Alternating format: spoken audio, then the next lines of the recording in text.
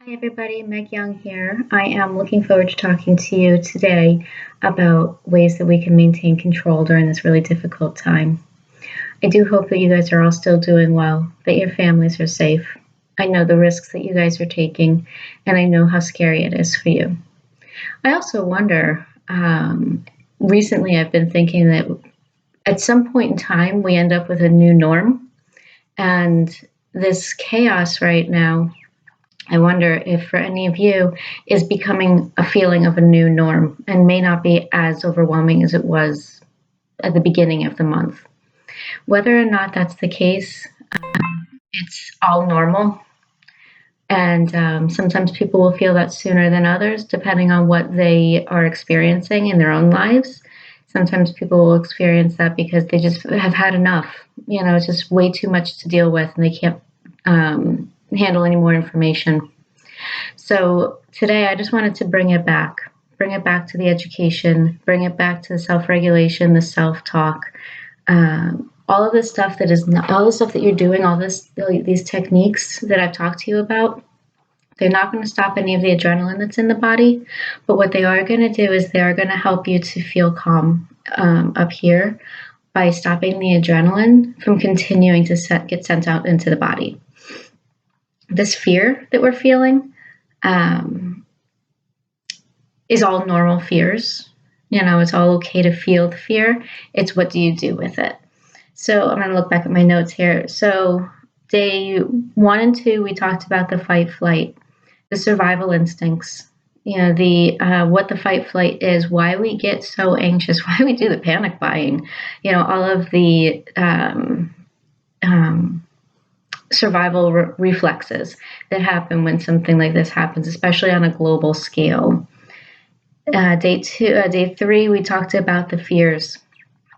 What is the deepest fear that you're feeling? Because that's where all of our anxieties are coming from, is those deep fears. Fear of loss, fear of home, fear of homelessness, fear of death of a loved one, fear of loss of life as we know it, loss of the lifestyle that you're used to, fear of losing control.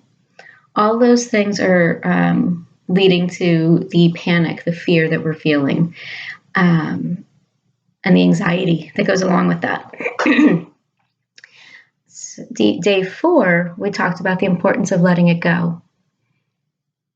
Don't watch social media all day. Don't watch the news all day. Give yourself a break from all of that. Get outside, even if only onto your balcony or porch. It's important to still feel the fresh air. A lot of times we realize, or we feel more pent up, but we still have the ability to get outside. Even in states that have been told to lock down, shelter in place, you might need to walk your dog. And even if you don't have to walk your dog, it's okay to step out onto the porch. This isn't going to spread, well, they don't think it's going to spread airborne at this moment. It's more of the droplets. So if you're far enough apart from other people, you're going to be okay. So if you step out onto your porch and somebody steps out onto their porch, as long as you're maintaining safe distance from them, you should not have any fear at this moment in time.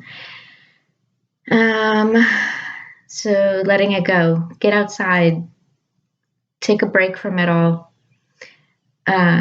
Day 5, we talked about keeping logic on, the importance of not letting the emotion mind take over the logic mind, and why that's so important and what we can do about it. Part of what we can do about it comes into day 6, which is the self-regulation. Breathing exercises, mindfulness exercises, muscle relaxation exercises, all of those things that are going to help to calm the body. They're not necessarily going to help calm the brain. What it does is it helps or calm what's happening in the body, the adrenaline.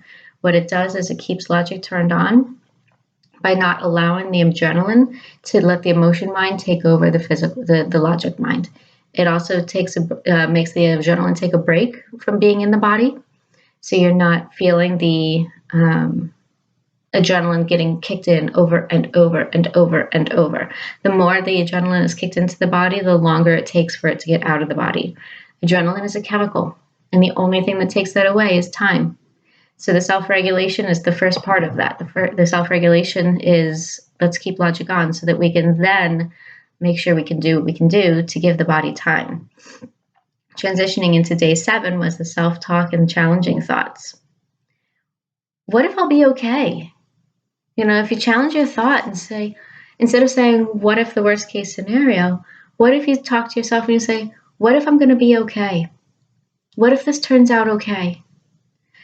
You're talking about finding alternative thoughts. Is there another way of looking at this?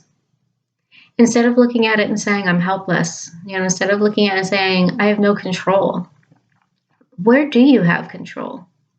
You have control over making sure that you stay safe. Depending on where you live, how old you are, what your immune system is like, you might have control over saying, you know what, how can I help my neighbor? Where's my control in that? We get a lot of benefit from helping other people. So if we help others, oftentimes it helps us help ourselves. And actually, I'm talking to the choir here because most of you are, the first responders, the medical professionals, the people that already are helping other people. But so maybe even looking at that, how is what I'm doing helping other people right here, right now? Bring it back to today. Anxieties rob us of today's fun, of today's joy. Anxiety is thinking about tomorrow and thinking about the what ifs and the worst case scenarios. It's not helpful to live in the future. So bringing it back to today, where you have control today, it's going to be okay in the end, no matter what. Even if you think about going back into the 1930s with the Depression, we got through it, and our culture did take a hit, and it took a long time to recover, but we got through it. And we're going to get through this as well. Yes, there's going to be people that die. There have been a lot of people that have died already.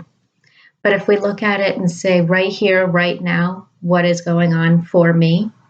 Even if you're feeling sick, what do I need to do for myself right now? How do I need to make sure that I am okay right here, right now? What do I need to do to make sure that I don't infect other people right here, right now? Bringing it back to your own sense of control. This is impacting everybody. This is global. All of this stuff that I'm teaching you is meant to, if all of us did these things, we'd be in a much better place.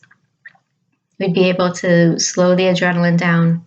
We'd be able to slow the mind down, and we'd be able to think clearly, which would prevent a lot of the panic buying, which would prevent a lot of the fear, and allow us to actually think logically, where are we going with this? So today I was bringing it back to some of the education, the important, just kind of reviewing everything we've done, because we've been doing, I've given you 7 thus far, so this is day 8. So I just wanted to make sure I brought it back.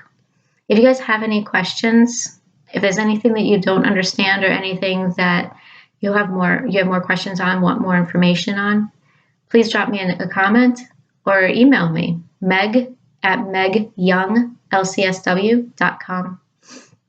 I hope you all are doing well, and I will talk to you next time.